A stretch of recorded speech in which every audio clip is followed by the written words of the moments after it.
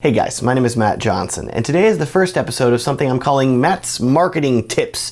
No idea if there's going to be an episode 2 or not, but I like how Matt's marketing sounds, so we're going to roll with it. Today I want to share with you how I've been getting a lot more views, comments, likes, and shares on Facebook. In case you weren't aware, Facebook has recently been majorly cracking down on the visibility of posts shared by business pages. So if you have a wedding film company, for example, and you are trying to share your wedding films, not many people are seeing them, and that sucks. So thankfully, I have a workaround for you today. Now, the way that I've done this for years and the way that most other wedding filmmakers do it is that you render out your video, it looks awesome, you upload it to your business Facebook page, and then you start tagging the couple, all the other vendors that you work with, and then you message as many of them as you can and say, please share this, that would be super awesome. Because the dream, the hope is that more people will see the video and an engaged couple, whenever I say engagement, I don't mean like user engagement, but actually like proposed to and engaged to get married couple, watches your video and says, hey, that's an awesome video. I should hire that person to film my wedding.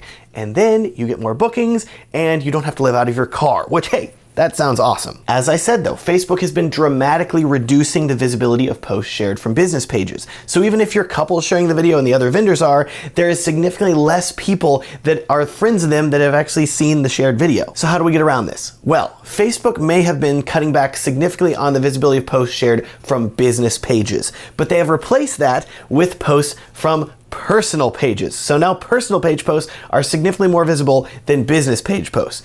And that is awesome because what I've been doing is I've been taking a cue from photographers. When a photographer posts about a wedding on Facebook, you notice that they don't upload all 500 photos and start tagging the couple and their friends and all the photos because that's kind of a nightmare. Instead, they send the couple all of the photos and the couple uploads the photos to their personal pages. And how many times have you been sitting there and you're suddenly tagged in 30 photos from a wedding and you're like, oh my gosh, this is ridiculous. But you still go through and look at all those photos because you're like, how embarrassing did I look? Oh no. What I am now doing, instead of uploading wedding films to my Facebook page, is whenever I send that email to the couple saying, hey, your wedding film is completed, here's a link on YouTube to stream it, I'm asking the couple, please don't actually share on Facebook this YouTube link. Instead, in the email, I have a download link to a Facebook optimized version of their video that is ready for them to upload. And I include some instructions. Here's how you upload to Facebook, so that way they don't get confused. And I tell them, if you have any questions, you can ask me.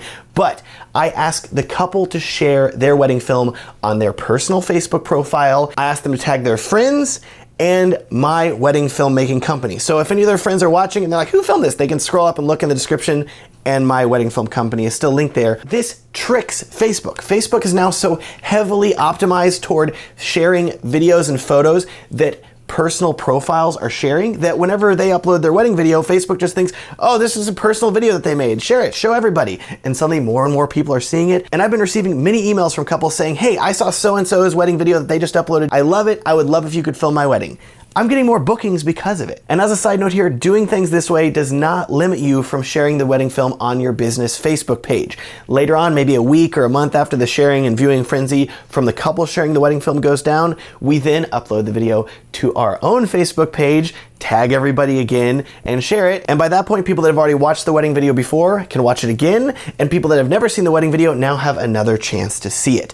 And that can result in more bookings. I hope you enjoyed this first episode of Matt's Marketing Tips. I plan on having more in the future. Incidentally, if you heard me talking about Facebook optimized videos for download and you're saying, hey, I want to make videos optimized for Facebook, well, I have a link up here in the corner and down in the description to my video export settings playlist, which is where I've made videos that detail all of my export settings for Facebook videos, YouTube, Vimeo, and even Instagram videos. So if you want to export videos and have them look best for any of those platforms, you can check out that playlist in the corner description and watch how to do that. As always, if you have any questions or comments, please feel free to leave one below and I'll get back to you as soon as possible. It is also a mega sized help to me if you would consider thumbs upping this video and subscribing if you want to see more Facebook marketing style videos in the future. I also have tons of links down in the description of this video. Links to my Facebook pages, which, hey, I showed a lot in this video. I have links to my Instagram page. I have links to my kit page, which has all of the equipment that I use to film videos, if you want to check that out.